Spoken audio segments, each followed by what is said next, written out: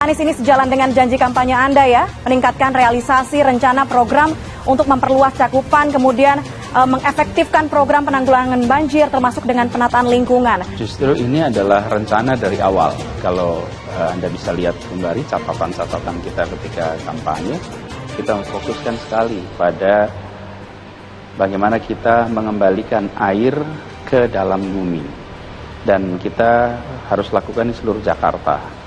Karena sebenarnya yang terjadi kalau banjir itu adalah air yang turun ke bumi dan kemudian tidak terserap tetapi justru dialirkan dan efeknya kemudian terjadi pengumpulan-pengumpulan dan di situ air yang kemudian terefeknya pada banjir. Nah, yang kita lakukan sekarang kita mulai dari gedung-gedung di Jakarta.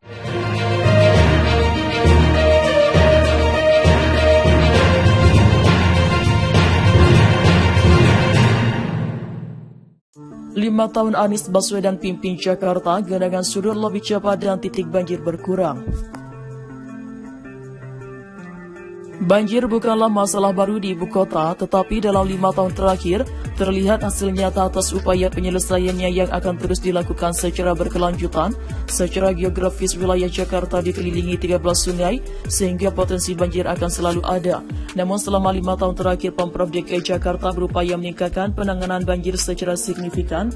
Siaga tanggap galang menjadi pegangan teguh seluruh jajaran Pemprov DKI Jakarta dalam mengantisipasi banjir di Jakarta. Hasilnya genangan surut lebih cepat dan jumlah titik air berkurang walau terjadi curah hujan ekstrim.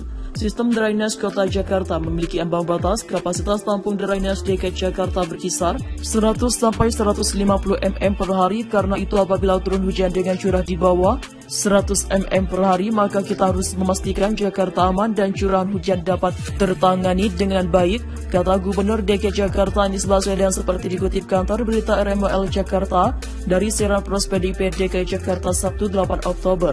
Di sisi lain, apabila curah hujan ekstrim berada di atas angka 100 mm per hari, mau tidak mau air akan tergenang, terjadilah banjir. Pada 2020 tercatat curah hujan terekstrim 377 mm per hari, namun banjir dapat surut lebih dari 95% genangan dalam waktu 96 jam. Surutnya banjir ini tercatat lebih cepat dari kejadian banjir di tahun-tahun sebelumnya, seperti yang terjadi pada 2015 di mana dengan curah hujan yang lebih rendah yakni 277 mm per hari, 95% wilayah tergenang baru dapat surut dalam waktu 168 jam. Jika ditarik lebih mundur lagi, pada 2007 terjadi hujan ekstrim dengan curah hujan tercatat 340 mm per hari, jumlah RW yang tergenang sebanyak 955 RW dan 270.000 lebih warga mengungsi, sedangkan pada 2020 dengan curah hujan 377 mm per hari, jumlah RW yang tergenang dan warga yang mengungsi lebih sedikit, yakni 309 RW tergenang dan 36.000 warga mengungsi. Hal ini menandakan dampak banjir di Jakarta semakin terkendali. Dalam pengendalian banjir, Pemprov DKI Jakarta telah melakukan berbagai program yang tidak berorientasi pada betonisasi. Salah satunya program gerebek lumpur di 5 wilayah kota administrasi, yakni kegiatan penggerebekan lumpur yang dilakukan secara masif di danau, sungai, waduk di Jakarta. Kegiatan itu untuk membantu mengurangi proses pendangkalan dengan mengerahkan alat berat berskala hingga 3 kali lipat dari kapasitas biasanya. Selain itu, Dinas Sumber Daya Air SDA DKI Jakarta turut membuat kolam olahan air guna mengantisipasi dan menampung genangan air sementara di jalan raya saat hujan tiba, yang kemudian akan dialirkan ke sungai atau laut. Selain itu, memperbaiki saluran air, mengintensifkan instansi sumber resapan atau drainase vertikal, mengimplementasikan Blue and Green, yaitu taman yang menjadi kawasan tabungan air sementara saat intensitas hujan tinggi, penyediaan alat pengukur curah hujan, dan perbaikan pompa. Pemprov DKI Jakarta memiliki 475 unit pompa stasioner dan 429 unit pompa mobile. Kapasitas pompa pun meningkat 54% dalam 10 tahun terakhir, yakni total kapasitas pompa saat ini sebesar 129 meter persegi.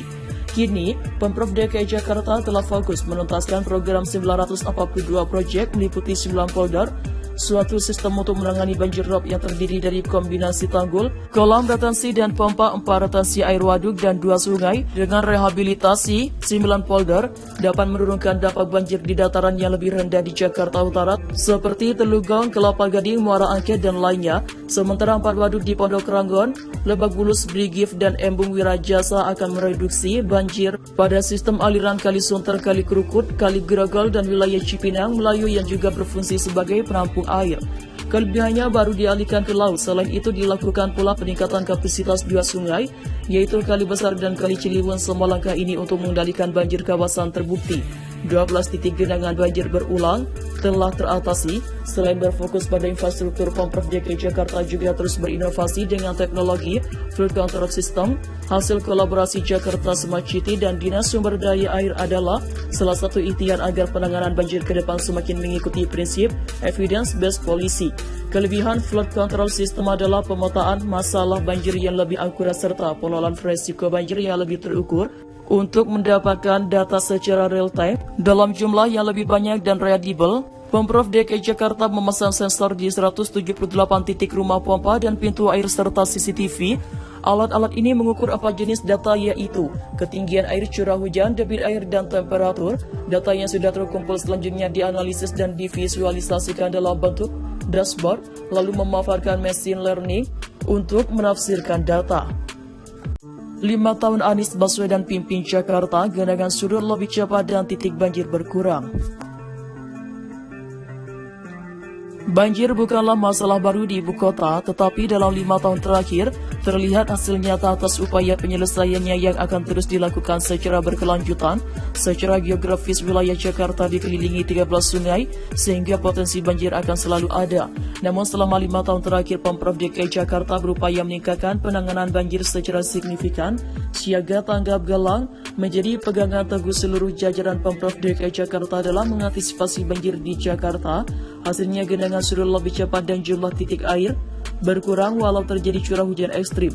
Sistem drainase Kota Jakarta memiliki ambang batas. Kapasitas tampung drainase DKI Jakarta berkisar 100 sampai 150 mm per hari. Karena itu apabila turun hujan dengan curah di bawah 100 mm per hari, maka kita harus memastikan Jakarta aman dan curahan hujan dapat tertangani dengan baik, kata Gubernur DKI Jakarta Anies Baswedan seperti dikutip kantor berita RMOL Jakarta dari siaran Pros PDIP DKI Jakarta Sabtu 8 Oktober.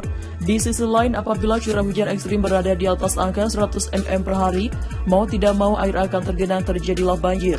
Pada 2020 tercatat curah hujan terekstrim 377 mm per hari, namun banjir dapat surut lebih dari 95% genangan dalam waktu 96 jam. Surutnya banjir ini tercatat lebih cepat dari kejadian banjir di tahun-tahun sebelumnya, seperti yang terjadi pada 2015 di mana dengan curah hujan yang lebih rendah yakni 277 mm per hari, 95% wilayah tergenang baru dapat surut dalam waktu 168 jam. Jika ditarik lebih mundur lagi, pada 2007 terjadi hujan ekstrim dengan curah hujan tercatat 340 mm per hari. Jumlah RW yang tergenang sebanyak 955 RW dan 270.000 lebih warga